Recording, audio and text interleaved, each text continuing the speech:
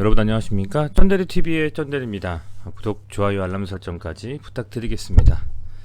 네, 이제 두산중공업에 대해서 말씀을 좀 드리고자 합니다. 뭐 두산중공업, 그죠? 두산우, 두산이우비 이렇게 네 종목 뿐만 아니라 최근에는 두산그룹 자체의 어떤 흐름도 흐름인데, 이 원자력 관련한 이슈로 한전기술, 한전 KPS를 포함한 각종 SMR 혹은 그 탈원전 관련주들이 상당히 좀 각광을 좀 받았습니다. 물론 그 과정에서 게임이라든지 NFT 관련, 메타버스 관련 주식들도 차례로 이제 시세를 좀 주면서 소위 말하는 테마를 형성해서 움직이는 좀 흐름을 가져갔습니다. 근데 최근에는 여러분들께서 관심을 좀 가지고 있으셨던 이 원자력 관련 주식들이 상당히 좀 흐름이 안 좋았습니다. 이런 기사가 하나 떴었죠. 한전기술이 원자로 설계 조직을 해체한다라는, 자, 한전기술 조직 개편 추진 관련 일지라고 되어 있는데요.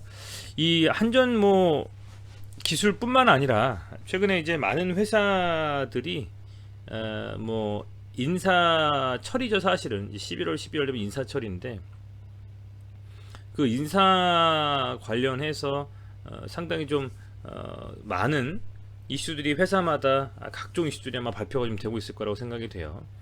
그런 것과 좀 발맞춰 가지고 한전기술도 그냥 일반적인 이런 조직 개편에 대한 부분들을 추진을 한 것인데, 그게 이제 최근에 한전기술은 그동안에 사실은 뭐 한전기술이라든지 이런 회사들이 각광받는 어떤 주식으로서 특히 크게 이슈가 되지 않았지 않았습니까? 그죠? 근데 SMR이라든지 뭐 이런 원자력 관련된 이슈가 시장에서 좀 주목을 받으면서, 그러면서 이제 좀 뭐랄까요, 주가가 상당히 좀 급등을 한 부분이 분명히 있습니다. 이제 그렇다 보니까 보시는 것처럼 이런 조직 개편 추진 관련 일지에서 이 11월 19일이죠. 며칠 전에 원자로 설계 개발단 해체를 검토한다라는 좀 보도가 나왔습니다. 그렇게 되면서 주가가 한전기술이 상당히 좀 많이 밀렸죠. 자, 보시면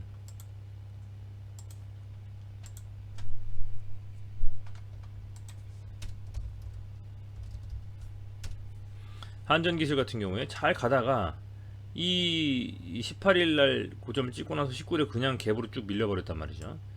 그렇죠? 이게 아마 요 이슈가 좀 되면서 그렇게 나왔다라는 겁니다. 근데 이제 그것 뭐 뿐만이 아니라 그대로 그냥 끝난 게 아니라, 사실은 그 다음에 이제 한전기술 측에서 대응을 좀 한 거죠. 주가가 급락을 해버리니까 원전 설계 조직 해체가 아닌 통합이다, 이렇게 좀 반박 좀 기사를 냈고, 24일 예정이던 이사회를 29일로 연기했습니다. 그리고 한전기술이 21일에 자정에 조직 개선 전면 중단을 발표했습니다. 그만큼 이제 주가가 잘 가다가 급락을 막 해버리니까, 그죠? 뭐 이게 종가 11% 가까이 빠져버렸잖아요. 그러다 보니까 한전기술 쪽에서도 아무래도 그냥 그렇게 넘길 만한 이슈가 아니다 라는 좀 판단을 했었던 것 같고, 그렇게 해서 쭉 이렇게 밀려버렸습니다. 그죠? 그런 상황인데, 자, 보시면 어찌됐건 뭐 개인적으로 이렇게 생각해요. 가는 과정에서, 주가가 가는 과정에서, 흐름이 좋은 흐름으로 가는 과정에서 약간 이렇게 밀리는 흐름이 아닌가. 사실은 이제 3월 9일까지 얼마 안 남았습니다. 이제 12월, 뭐 1월, 2월 정도면 흔히 이제 정권, 현 정권 유지될 것이냐 아니면 바뀔 것이냐의 기로에 서 있는 굉장히 중요한 대선이 있죠.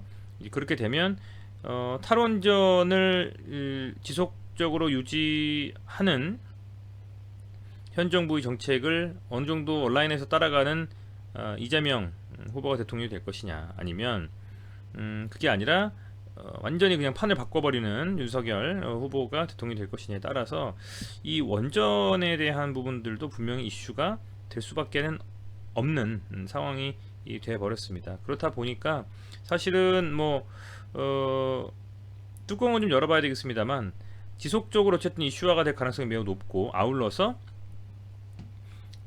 그뿐만 아니라 이 원전 관련해서는 사실은 그죠? 원전 관련해서는 아무래도 좀 탈원전보다는 이 최소한 이 소형 모듈 원전을 통해서 탄소 중립이라든지 이런 이슈가 조금 더 뭐랄까 원활하게 좀 될 수 있게 그죠?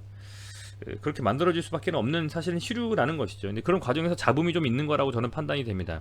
사실은 많은 주식들이 이 가는 과정에서의 흔들림은 분명히 있고 조정도 있을 수가 있죠. 근데 이번에 이렇게 한전 기술이 대장 역할을 하면서 강하게 갔다가 지금 눌렸는데 우선은 21선이 좀 지켜지는지를 봐야 될 것 같아요. 그러면서 이제 제가 두산중공업을 말씀을 드리지만 이 두산중공업도 역시 마찬가지로 현재는 이제 21선이 깨버렸단 말입니다. 지금 흐름 자체는 한전기술이 대장입니다. 사실은요. 이 한전기술이 대장의 역할을 좀 하면서 움직임을 좀 가져가고 있는데 개인적인 생각으로는 이 한전기술이 많이 빠져야 한 8만 9천 원, 뭐 9만 원, 이 정도까지 21선을 지켜준다면 두산중공업도 함께 발맞춰 가지고 하락 추세를 좀 접을 수 있는 가능성이 높고, 현재 이제 뭐 워낙에 SMR이라든지 그런 기존에 다 노출된 재료들 이라서 많이들 이렇게 좀 뭐랄까요,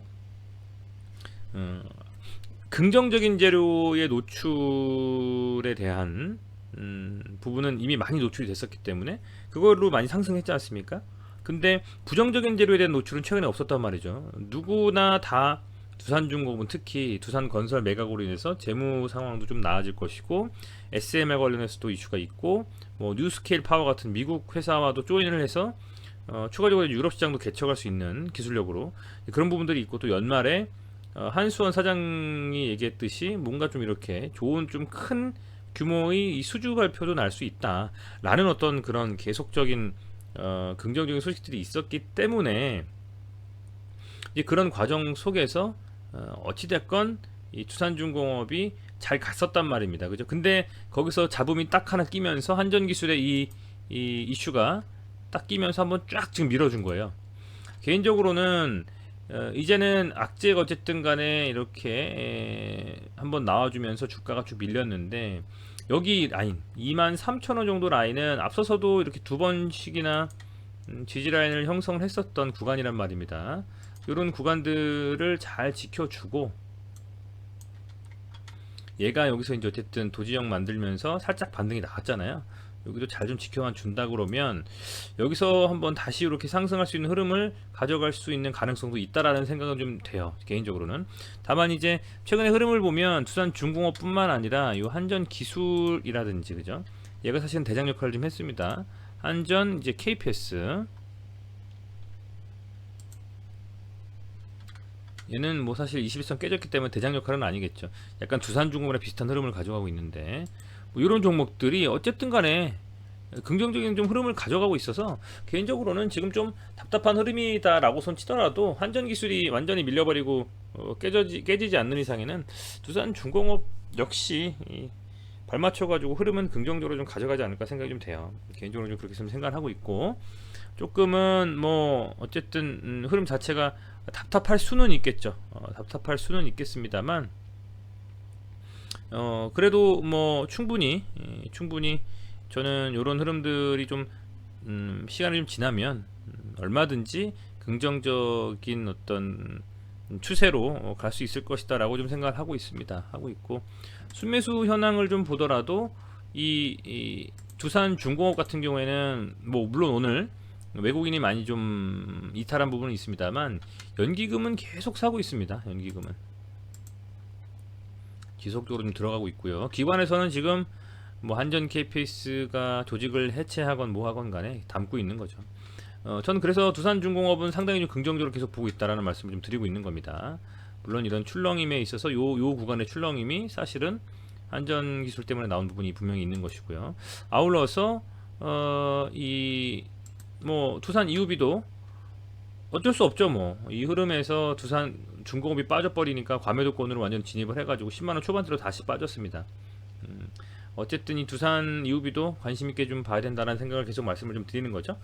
뭐 그렇습니다. 이게 배당 이슈도 좀 있고, 시가 배당률을 뭐 까봐야 알겠습니다만, 그래도 최소한 2% 정도 수준의 배당도 좀 나와줄 것 같고요.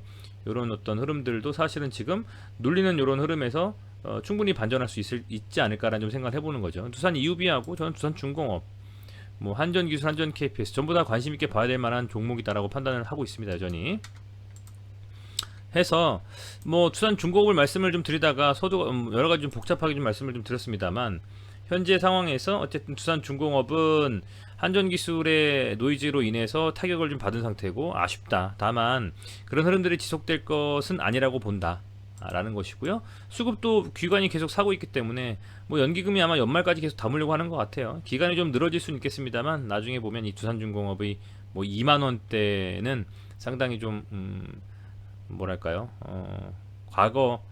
앞으로 지나면 미래에서는 상당히 좀 이렇게 좀 파워풀한 저가가 아니었나라는 생각을 할 수 있을 때가 오지 않을까라고 어쨌든 생각을 해봅니다.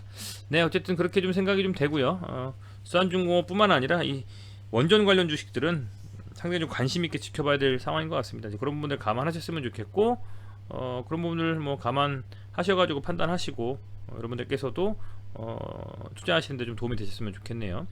두산중공업도 꾸준히 말씀을 좀 드리면서 여러분들의 판단하시는데 꼭 도움이 될 수 있도록 하겠습니다. 네, 고맙습니다.